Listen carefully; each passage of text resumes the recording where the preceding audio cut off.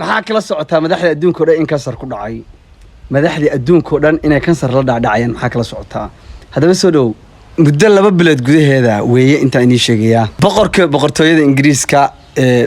British King Charles isaga waxa laga helay kansar baa ku dhacay waa boqorkii United Kingdom boqorka Norwayna waxa loola cararay isbitaalka waxaana ku dhacay infection isbitaalka loola orda si degdeg ah يعني maybe istaagu ka dhaca ilkuu ku socda boqorada Denmarkna ayadana isbitaalka lagu orday istaagi ka dhacday ayana wax ku dhacay si degdeg ah lagu soo booday ayadana balaaya ku soo booday kulli waxa waaye si degdeg ah xaalad emergency ah ay gashay boqorada Denmark Bob France asagana baadiriga ugu weyn adduunkana waxa loola orday asagana isbitaalka waa lagu soo booday laakiin video wax la qabtay siro